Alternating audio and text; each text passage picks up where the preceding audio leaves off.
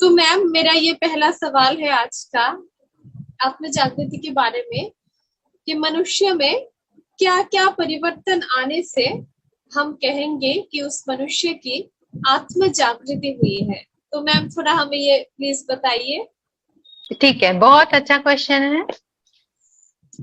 क्या होता है जब हम, क्योंकि हम सभी भी, आप भी ये बात से रेजोनेट करोगे कि हम सभी ध्यान में आने से पहले एक अलग जीवन जी रहे थे, और अब हम जब ध्यान में आए, हमने अपनी आत्मा का अनुभव किया, तब हमारे अंदर बहुत सारे परिवर्तन हुए। तो मैं अपना अनुभव ही आपको बताऊंगी ताकि उसे आप समझ पाए कि ये, क्योंकि जो सच में होता है, जिसका जो किसी का सच का अनुभव है, वो हमें ज्यादा समझ में आता है। हम कोई भी हाइपोथेटिकल बात ना करें कि उस फलाने को ऐसा अनुभव हुआ था। हम सब अपनी बात करेंगे तो हम उससे जुड़ पाएंगे।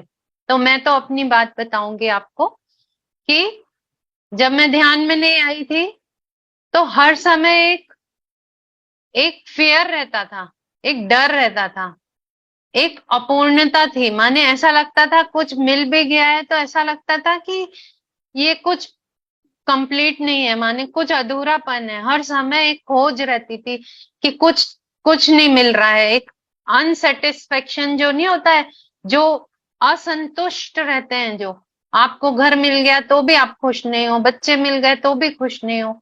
तो वो जो असंतुष्ट जैसा एक जीवन था मेरा, और एक फियर था हर समय, एक कभी बीमार होने का डर, डेथ का फियर, बहुत सारे फेयर थे। पैसा छीन गया तो क्या होगा, लोग क्या सोचेंगे। हर समय ये रहता था कि मेरी इमेज, लोग क्या कहेंगे अगर मैं ऐसा करूंगी, तो लोग क्या कहेंगे, ये होगा तो क्या होगा। एक फेयर की एनर्जी थी बहुत सारी।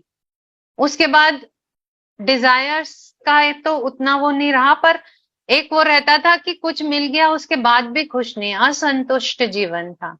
फिर तीसरा, ये सब होने से एक पास्ट और फ्यूचर को लेके एंजाइटी थी बहुत ज्यादा कि अब आगे क्या होगा। पास्ट तो निकल गया, उसकी उसमें किसी ने मेरे साथ ऐसा किया, वो किया, ये किया, वो उधेड़ बुन मेरे दिन भर विचार चलते रहते थे, वो सारी एनर्जी को खा जाते थे अंदर से।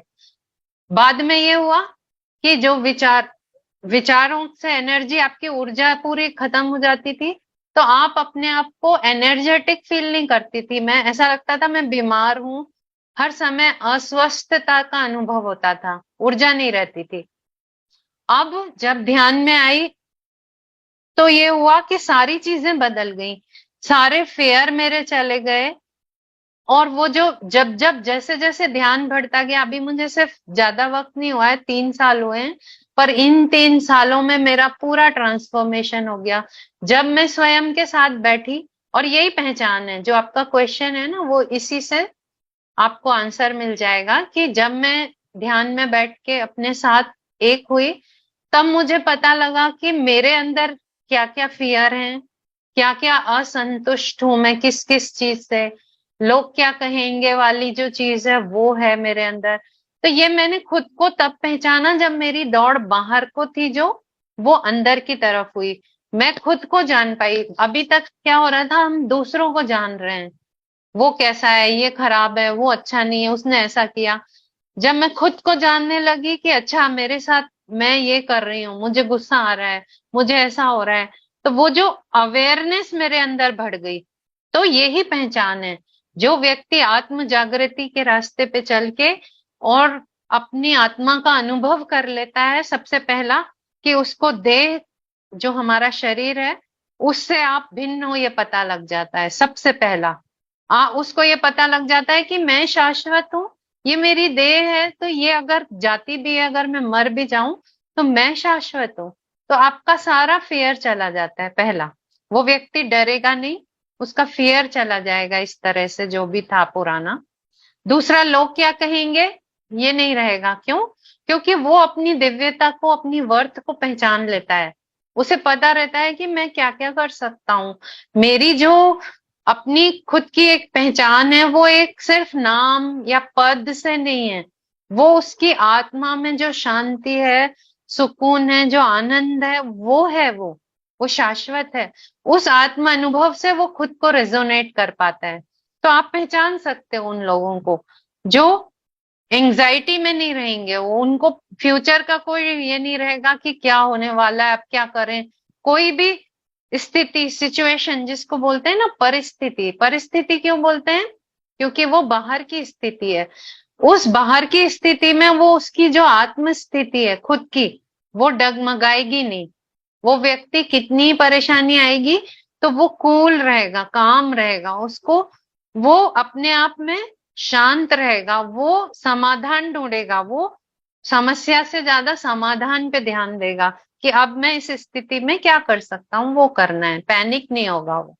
ये और उसके अंदर एक शांति अनुभव, आप उससे मिलोगे तो आपको भी शांति महसूस होने लगेगी। उसके अंदर से जो ऊर्जा निकल रही होगी वो शांति और प्रेम की ऊर्जा होगी, जिसे हम महसूस कर पाएंगे। तो वो व्यथित नहीं रहेगा, वो शांत रहेगा अपने आप में, और सबसे बड़ी बात, स्वस्थ होगा, आनंदित होगा। क्यों? क्योंकि उसके पास ऊर्जा का संग्रह है, वो अपनी ऊर्जा को वेस्ट नहीं कर रहा है, तो वो आनंदित होगा। उसके पास जो उसकी दिव्य शक्तियां हैं, जिनको हम बोलते हैं अनहद नाद है, अब वो बाहर के साउंड नहीं सुन रहा है, अब उसका अनहद नाद स्टार्ट हो गया है, वो उसको सुनता है हर समय। वो दिव्य दृष्टि उसकी जागृत होने लगती है, वो उन चीजों को देख पाता है जो पहले वो संसार में घिरा होने के कारण नहीं समझ पा रहा था। अब उसके पास अवेयरनेस आ जाती है।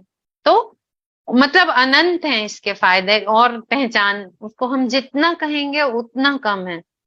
पर हो सकता है आपको आंसर मिला हो मेरी बात से।